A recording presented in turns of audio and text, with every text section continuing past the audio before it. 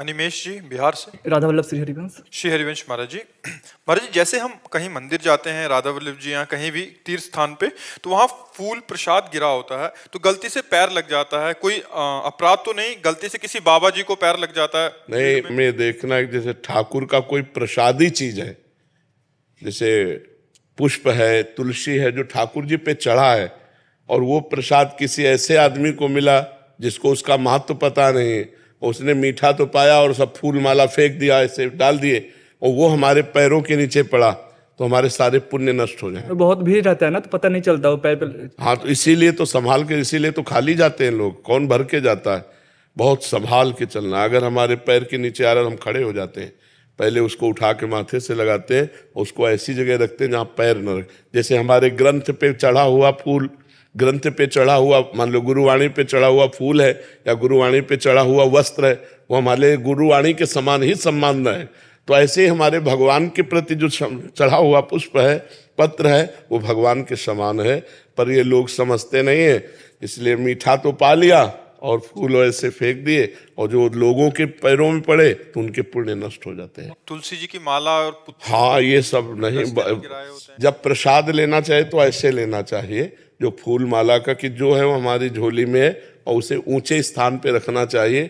और जब सूख जाए तो पवित्र सरोवर या पवित्र नदी के पास खोद करके और उसको समाधि कर देना चाहिए, जिससे किसी के पैर ना लगे। ऐसा तो अपने को ध्यान रखना है।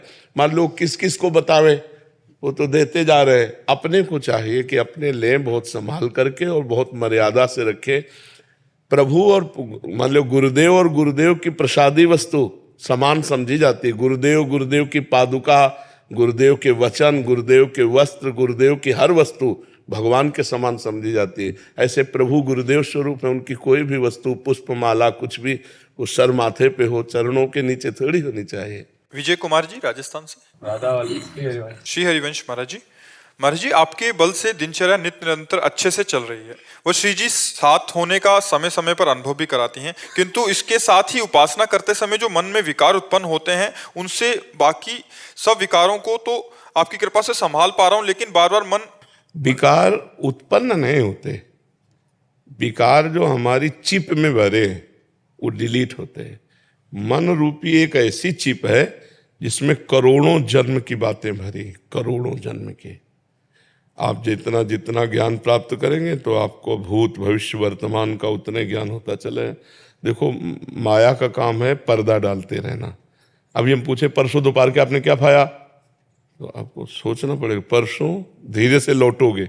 अगर पूछे 1 महीने की 1 तारीख को आपने क्या पाया, असंभव है बता पाना, बिल्कुल नहीं। देखो, इसी जन्म में हम माँ के गर्भ में 9 महीने रहे, 1 सेकंड का भी हमें ज्ञान नहीं कि कैसा अनुभव हो रहा था।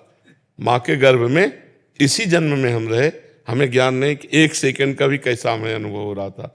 ऐसे हमारी स्मृति लुप्त होती जाती है। अनेक जन्मों की गंदी आदतें, अच्छी आदतें सब उसमें भरी हुई मन में। जब हम भजन करते हैं तो निकलती है, क्योंकि निर्मल मन जन सो मोहि पावा। तो अगर हम भजन न करें तो भरती रहती है। तो जैसे सीसी कैमरा अपने आप सब कवर करता रहता है, ऐसे मन, नेत्र मिल करके, श्रवणेंद्री, वाकेंद्री मिल, सब गंदगी भरते रहते हैं। तो हमें जब भर रहा होता है तब पता नहीं चलता है। जैसे यहाँ कूड़ा कब भरा पता नहीं, लेकिन अभी खड़े हो और सोनी लगाओ तो कूड़ा निकलते दिखाई देगा, आते कूड़ा नहीं दिखाई दिया। ऐसे ही हमारे मन में कब कूड़ा आया हमें पता नहीं चला। अब जब हम भजन में बैठे तो वो शुरू हो रहा, गंदी गंदी बातें, प्रपंच की बातें, बड़े गलत संकल्प। तो उसको लगता है ऐसा तो भजन नहीं करते थे तब नहीं था, जब से भजन शुरू किया इतनी गंदी बात कैसे, मतलब महान गंदी से गंदी बात आएगी। वो आ नहीं रहे, वो जन्म जन्मांतरों की मन में भरी हुई चिप है, वो निकल रही। नाम पाहरू दिवस निश ध्यान तुम्हार का। अब रात दिन नाम का पहरा तो आ तो सकती नहीं गंदगी, और अंदर गंदगी टिक नहीं सकती, क्योंकि नाम भगवान चल रहे हैं, तो वो निकल रही है बार बार। अब जैसे एक बार काम की बात निकली, दूसरी बार फिर वही काम की, तीसरी बार फिर वही काम की, तो सोचता है डिलीट कब हुई, कह रहे थे डिलीट हुई। अगर 1 अरब मैसेज है काम के तो 1 अरब बार आएगा। तो हमारे मन में ज्यादातर गंदगी भरी है। तो हमें धैर्यपूर्वक भजन करना चाहिए। बहुत जल्दी जल्दी डिलीट होते सब जा रहे हैं, और जहां मन निर्मल हुआ तो भगवान की प्राप्ति हो जाएगी।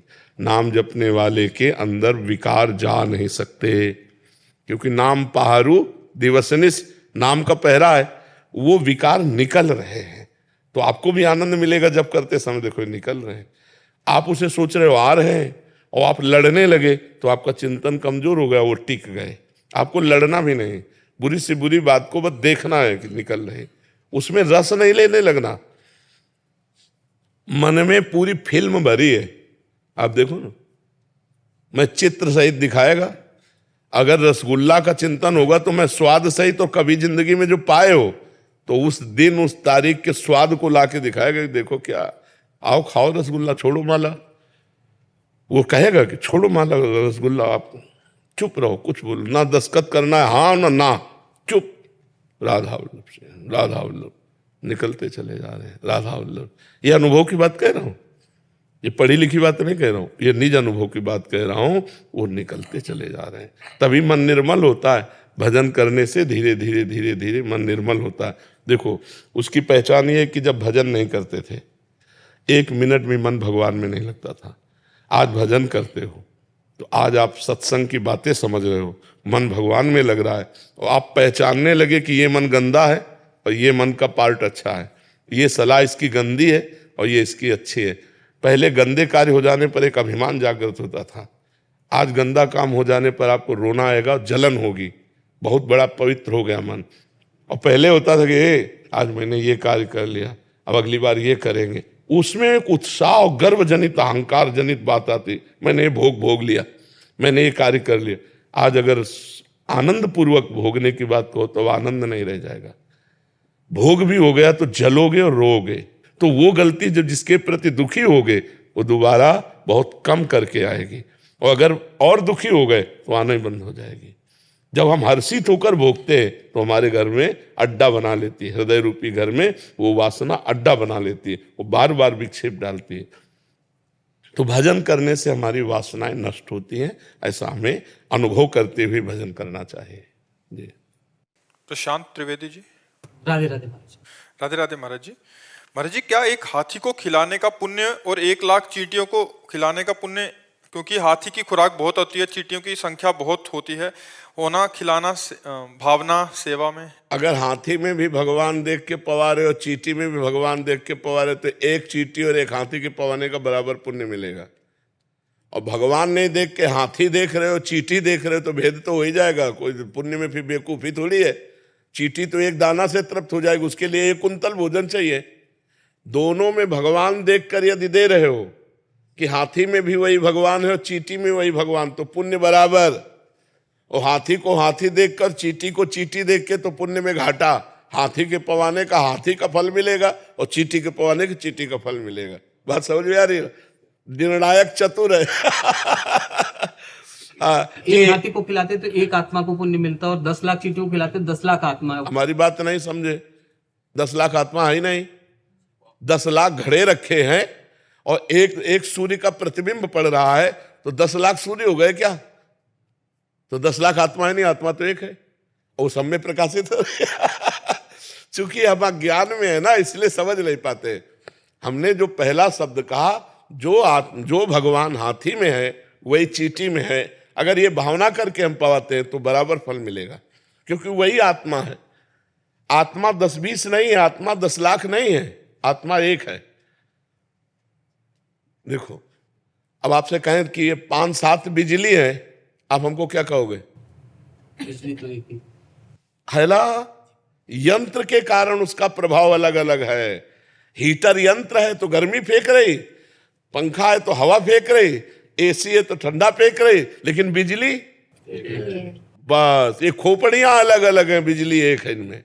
जो बिजली है इनमें वो एक परमात्मा है, वो एक आत्मा है, एक वाहे गुरु है, वो एक है, वो अनेक नहीं है।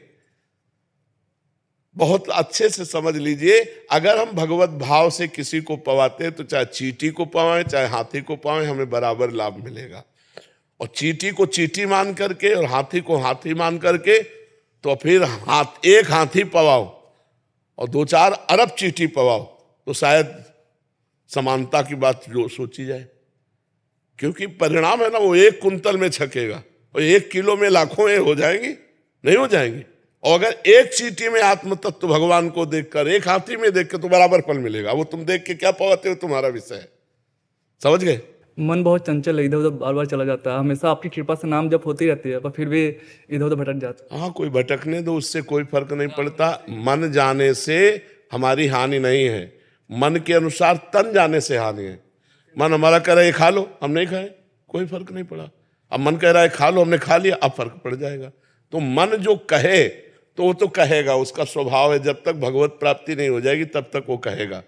तो मन के कहने के अनुसार हम क्रिया ना करें तो मन से हमारी कोई हानि नहीं है। वो धीरे धीरे आ जाएगा, लाइन में आ जाएगा। खूब नाम जप करते रहो। मन के अनुसार क्रिया कर दी तो फिर नहीं आएगा, फिर तो और भटकना शुरू हो जाएगा।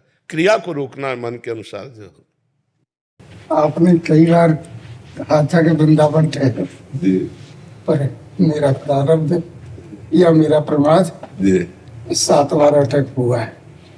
अब पेस मेकर मशीन पड़ी, 7 बार स्टैंड पड़े। हाँ, तो कृपा में कोई कमी नहीं। तो अब कर लो वृंदावन वास, आखिरी शरीर छोड़ो, वृंदावन में तो बहुत बढ़िया रहेगा। जीवन भर विरक्त रहे, अंतिम में भगवान के धाम में शरीर छूट जाए तो आपकी कृपा से अपने लोगों को तो जब चाहो, जहाँ चाहो, जिस क्षण चाहो वैसे ही कदम रख दो, कोई परेशानी थोड़ी है। कोई काम नहीं है, बिल्कुल एकदम फ्री है। पर अचंभे की बात तो यही है, पता नहीं कौन सा ऐसा विराजो सानिध्य प्राप्त होता था। और आपने कई बार कहा वृंदावन आ जाओ, मैं अपना दुर्भाग्य ही कहूंगा। नहीं, एक संत जन जगत मंगल के लिए भ्रमण करते, दुर्भाग्य क्या, संत स्वयं भगवान के स्वरूप हैं।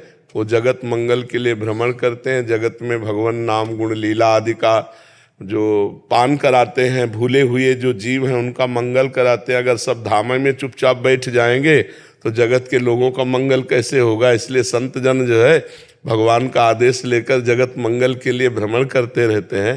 पर अब आपकी शरीर की अवस्था थोड़ा आराम चाहने वाली है।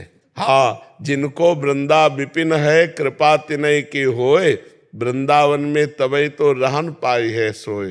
तो लाडली जो कृपालु हैं, किसी न किसी को निमित्त बना देंगी कि धीरे धीरे शरीर जो है धाम में छूटे तो जीवन भर है न। अच्छा, अंतिम समय क्या होता है कि हमारा क्या चिंतन हो ये पता नहीं, और फाइनल चिंतन माना जाता है तो नाम रूप लीला धाम।